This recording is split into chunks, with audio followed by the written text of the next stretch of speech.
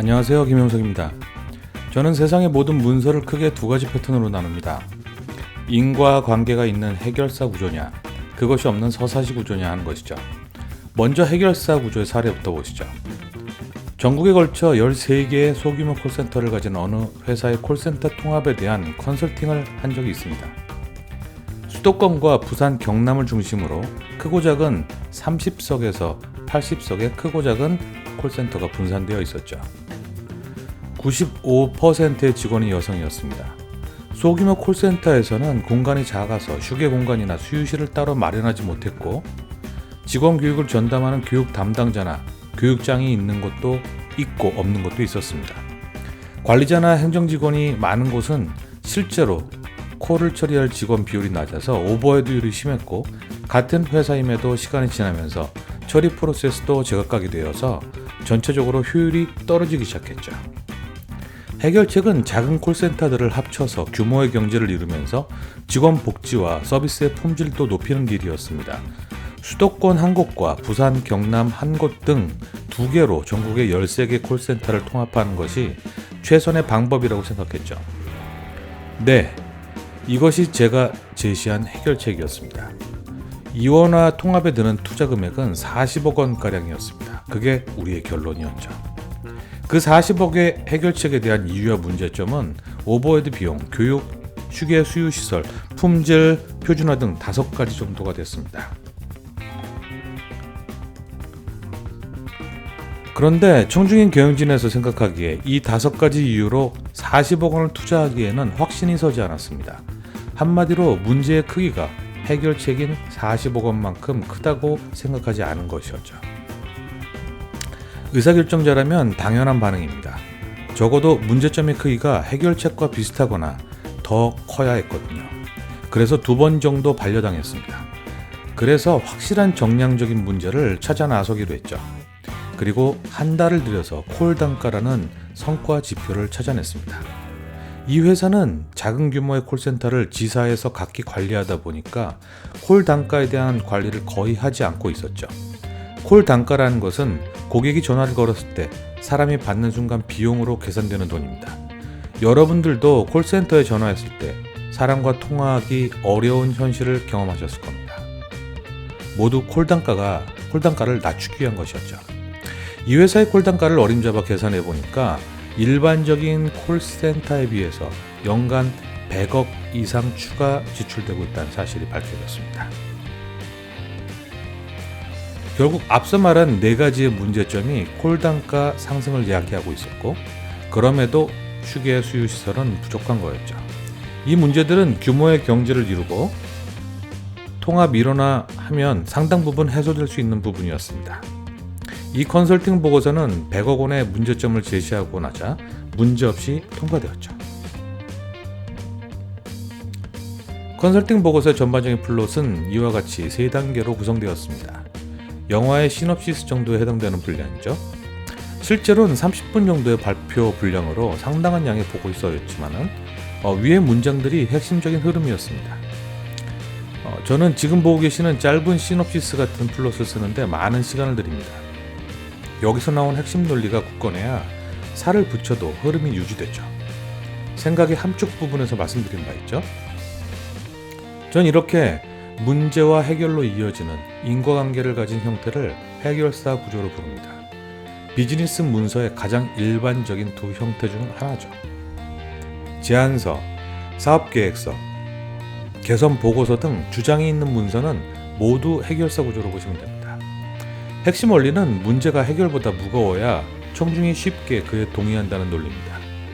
문서는 결국 문제 해결의 대립 구조로 구성됩니다. 한마디로 문서를 말한다면 뭐뭐 하니까 뭐뭐 해야 합니다 라는 논조를 가지게 되죠. 중요한 의사결정을 위한 보고서는 대부분 해결사 구조를 취합니다. 이 해결사 구조는 통상적으로 상황이라는 문제점을 통감하기 위한 전 단계를 둡니다. 해당 상황을 잘 이해해야 이어지는 문제점에 쉽게 감정이입될 수 있죠. 우리의 보고서 목차를 돌아보면 보통 현상 및 문제점이란 챕터가 흔하게 등장하는데 그 현상이 여기에서의 상황입니다. 예를 들어서 혁신적인 농약 살포 솔루션을 가진 어느 스타트업의 예를 들어보죠. 농약 살포에 대해서 잘 모르는 사람들이 솔루션의 장점만 듣는다면 별 감흥이 없을 겁니다. 농약 살포의 문제점부터 시작한다 해도 여전히 농약 살포를 어떻게 하는지 모르는 청중은 문제가 큰 건지 아닌지 와닿지가 않습니다. 하지만 상황에서 농약 살포의 과정을 먼저 설명하고 나면 문제점에 대한 것도 이해를 더하게 되죠. 농약 살포는 이렇게 합니다. 빈통 무게만 60kg인 농약통을 1톤차 뒤에 싣고 거기에 물과 농약을 섞어서 1톤가량을 만듭니다. 그리고 3인 1조로 농약을 치러 나가는데 대부분의 농가는 65세 이상 부부이기 때문에 2명은 매번 일당을 주고 삽니다. 그리고 당사자가 노지를 잡고 논밭에 들어가 마스크를 쓰고 살포하죠. 1년에 수십 차례나 이렇게 하는 거죠. 그런데 여기에는 3가지 문제가 있습니다. 농약통이 너무 커서 65세 이상 노인이 매번 트럭에 싣기가 굉장히 힘듭니다. 게다가 매번 인건비가 부담이고 농약 살포에 따른 건강 문제까지 3가지 문제가 있습니다. 어떠세요? 상황과 문제가 유연하게 이어지죠? 다음에 이어질 해결책은 제기된 3가지 문제를 해결하기만 하면 되는 겁니다. 해결사 구조에 있어서 가장 기본적인 구성 요소 3가지는 결론과 이유, 증거입니다. 이 세 구조 중에서 어느 한 곳이 취약하면 청중의 공격적인 질의를 피해가기가 어렵죠. 먼저 이 구조를 확립한 후 아래와 같은 흐름을 만드는 겁니다. 결론은 해결책에 해당됩니다. 이유는 문제점과 해결책의 이음새가 되죠. 증거는 상황과 문제, 해결책 모두에서 등장합니다. 그렇게 논리의 흐름을 만들어두고 프레임, 디테일, 임팩트가 청중에게 어필하기 적당한지 평가해 보시기 바랍니다. 이 상황, 문제점, 해결책으로 이어지는 흐름은 주어진 주제에 따라서 그때그때 비중이 달라집니다. 설명하려는 사안이 청중에게 생소한 경우에는 기본적인 개념 설명에 충실해야 합니다. 보고서를 쓰는 입장에서는 답답할 수 있지만 문제점을 제대로 이해시키려면 필요합니다. 대기업의 박사급 연구원이 기술에 생소한 CEO에게 보고할 때 상황에 대한 설명이 부족해 아예 못 알아듣는 경우가 허다하죠. 사실 저는 이 때문에 대기업의 연구소나 그런 비슷한 기관에 강의나 코칭을 하러 간 적이 가끔 있었습니다. 청중이 가진 발표 주제에 대한 배경 지식이 저와 동등하고 발표자와 동등하고 상황에 정통하다면 상황은 빨리 건너뛰어도 좋습니다. 하지만 문제를 너무 대수롭지 않게 생각하고 있다면 문제점에 초점을 맞춰야 되죠. 전 대개의 경우 문제점에 초점을 맞춰서 임팩트를 이끌어내는 방법을 취하곤 합니다. 상황과 문제점은 이미 청중이 잘 알고 있는 경우엔 해결책에 집중합니다. 장애보고서와 같은 해결책이 시급한 보고서도 이에 해당되죠. 지난 10여 년간 코칭을 해오면서 해결사 구조를 만났을 때 가장 많이 본 형태입니다. 앞선 2경우와 같은 상황일 때 보고서가 해결책에 집중하고 있다면 아무것도 이해를 못하겠다라는 반응이 나오죠. 제 코칭의 절반은 이런 구조의 보고서에 상황과 문제점을 보완한 형태였습니다. 지금까지 보여드렸던 구성은 해결사 구조의 정석대로의 흐름입니다. 이 흐름은 암초가 없다는 가정하에 유효한 거죠. 뜻하지 않은 쟁점이 곳곳에 언제나 도사리고 있습니다. 논리의 축인 결론, 이유, 증거뿐만 아니라 다른 부분에서도 쟁점 사안이 있을 수 있습니다. 그에 대해서 충분히 대비를 해야 하죠. 논리의 흐름을 디자인할 때 현상, 문제, 원인, 해결책 순으로 마디를 먼저 크게 잡아놓고서 마디마다 문장을 하나씩 만들어 보세요. 그리고 그 4마디가 부드럽게 연결되도록 플롯을 한번 짜보는 겁니다. 아까 시놉시스 잠깐 보셨죠? 그리고 각각의 마디 내에 명확하게 구분할 수 있는 블록을 한번 넣어보세요. 지금 보이는 대로라면은 저게 네모가 그냥 네모가 아니고요. 물론 텍스트가 들어가야 되는 거죠.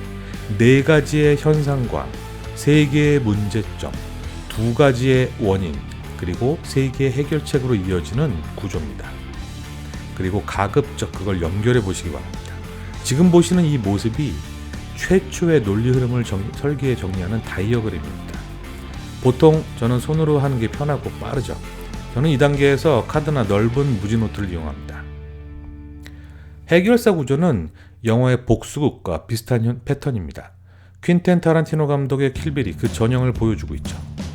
해결사 구조가 상황, 문제 해결의 산막이라면 보통 복수극은 참극, 준비, 복수로 이어지는 전형적인 패턴을 가집니다. 주인공이나 그 주변 인물이 악당한테 당하고 그리고 주인공이 복수의 칼을 갈고 준비가 끝나면 복수로 이어지는 구조죠. 복수극의 대부분은 이 세 개의 요소를 가지게 됩니다. 킬빌은 한 번의 참극, 그리고 두 가지 종류의 준비, 5명에 대한 복수로 이어집니다. 일단 한 번 기른한 패턴은 대중들이 이해하기가 쉽죠. 그래서 계속해서 같은 패턴을 따르게 됩니다. 지금까지가 해결사 구조였습니다.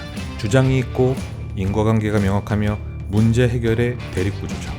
또 다른 문서의 패턴으로는 서사시 구조가 있습니다. 해결사 구조가 설득하는 보고서라면 서사시 구조는 이해시키는 보고서죠. 고정된 구조가 없고 주장이나 문제점이 없습니다. 그래서 더 어렵죠. 이럴 땐 스스로 이해를 위한 프레임을 만들어야 합니다.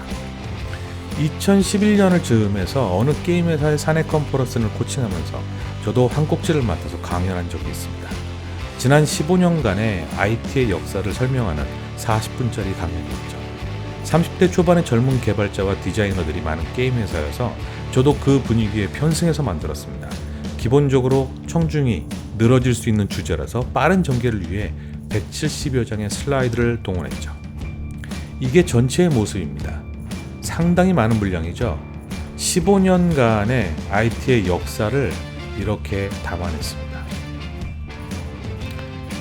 주장하는 것도 없이 등장인물과 사건들을 연대순으로만 나열하기만 하면 그다지 재미가 없을 겁니다. 그래서 스타워즈, 반지의 제왕 등을 테마로 가지고 왔죠. 시대를 제 임의대로 일단 3분화했습니다. 처음은 퍼스널 컴퓨터 초기부터 97년까지 이 시대를 엔터프라이즈 IT의 시대로, 그리고 그 이후를 컨슈머 IT의 시대로 구분했습니다. 2011년 이후는 미래가 되겠죠. 제 얘기의 중심은 97년부터 2010년까지의 얘기입니다.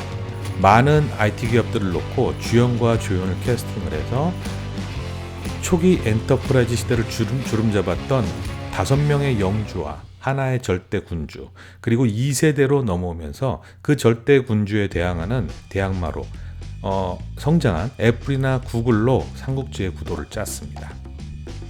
그리고 삼국지의 주연들에게는 각각 캐릭터를 부여했죠. 그리고 그에 맞게 이야기를 사실의 근거에 배열해 놓고 제목을 IT 워페어라고 지었습니다. 이렇게 해서 IT 워페어를 완성했는데요. 네, 이것이 전체 이야기의 흐름이었습니다. IT의 역사는 오스모스란 게임과 비슷하게 서로 잡아먹히고 잡아먹는 그런 것과 흡사하다. 엔터프라이즈에서 컨슈머 전쟁으로 흘러갔고, 엔터프라이즈 전쟁에는 5 전투의 승리자들이 있었고, 마이크로소프트 제국이 그 속에서 탄생을 했으며 97년에 본토중래한 애플이 단 10년 만에 그 IT 컨슈머 IT 쪽에 그 대제국을 건설을 했죠. 그리고 그 이면에는 거대한 계획을 준비하는 구글이 있었는데 이 세 개가 결국은 쟁패를 벌여서 최후의 승리자는 누가 될 것이냐 하는 그런 얘기입니다. 네, 이게 서사시 구조죠. 자유도가 굉장히 높죠. 그리고 주장이라기보다는 사실을 이해시켜야 하는 그런 이야기입니다. 수년 전 또 다른 게임 컨퍼런스를 코칭했었습니다. 그 중에서 인디게임의 매력에 푹 빠진 어떤 분을 코칭하게 되었죠. 이분은 게임 컨퍼런스에서 강연하는 건 처음이었습니다. 처음 저에게 초안을 가지고 오셨는데 할 얘기가 정말 많더군요. 먼저 자신이 어떤 일을 하고 있는지 소개했고요. 그 다음부터는 정말 많은 이야기들이 쏟아져 나왔습니다. 인디게임 페스티벌이 뭔지, 해외에선 어떻게 하는지, 재미있는 인디게임의 사례로는 무엇이 있는지 말이죠. 이야기는 정말 많았지만은 저는 제가 생각하는 몇 가지를 말씀드렸습니다. 자신이 이 행사에 참가해서 어떻게 삶이 변화했는지, 그 결과 지금은 무엇을 하고 있는지, 그 이전에는 어떠했는지, 참가하고 싶은 사람은 어찌 해야 하는지 말이죠. 그분은 제 얘기를 듣더니 그들도 모두 포함시키겠다고 하시더군요. 생각의 폭이 이 부분부터 벌써 넓어졌죠. 하지만 그들을 모두 일렬로 세워서 각 에피소드마다 슬라이드 몇 장씩으로 표현을 하자 전체 흐름이 살질 않았습니다. 그저 하고 싶은 소소한 이야기를 끊임없이 늘어놓는 그런 느낌이었죠. 그렇게 프레젠테이션이 만들어졌길래 보기가 별로 좋진 않았습니다. 그래서 전체 구조를 좀 이해하기 쉽게 프레임화하자고 제안을 했죠. 그래서 그걸 날리고 가장 기억에 남는 행사 하나를 중심에 두자고 했습니다. 수많은 행사를 참가했지만 그 중에 가장 기억에 남는 하나를 잡아서 그때 유행하고 있었던 다큐멘터리 3일같이 1일차, 2일차, 3일차로 나누어서 다큐멘터리 같이 구성을 해보자고 했죠. 박진감 넘치게요. 그래서 그 느낌으로는 당신이 청중의 손을 잡고 행사장 안으로 들어가서 2박 3일을 보내는 것처럼 기획을 하자고요. 그 3일간의 기록을 중심으로 해서 나의 얘기, 남의 얘기, 다른 게임잼에 대한 얘기, 게임잼 참여 전후에 나를 다시 정리하고자 했습니다. 맨 처음에 초안에 나왔던 수많은 이야기들을 모두 엮어서 여기에 넣을 수가 있었습니다. 그런데도 불구하고 흐름을 잃지 않았죠. 화면 우측 귀퉁이에는 3일 중에 남은 시간을 표시하기로 했습니다. 이거는 미드24에서 아이디어를 따왔죠. 그래서 진행이 될수록 몇 시간이 남은 사진들을 갖다가 계속해서 보여주고 있는지 박진감 넘치는 진행을 위해서 그렇게 하기로 했죠. 말투도 친구의 손을 잡고 같이 2박 3일간의 인디게임 위크엔드에 참여하는 것으로 바꿨습니다. 그래서 친구한테 설명하듯이 약간 반말적으로 하는 거죠. 네, 그러고 나니까 모든 게 정리가 되더군요. 자, 어떠세요? 서사시 구조지만 구조를 만들어서 조각나는 걸 막고 특정 행사에 집중해서 디테일을 높여 앉아있는 청중을 행사장 안으로 끌어들였습니다. 자, 어떠셨습니까? 서사시 구조의 기획이 좀 더 어려우니 아무래도 꼼꼼해야겠죠. 오늘은 문서의 두 가지 패턴, 해결사 구조와 서사시 구조의 개념에 대해서 알아봤습니다. 그럼 다음 시간에 또 뵙겠습니다. 김영석이었습니다.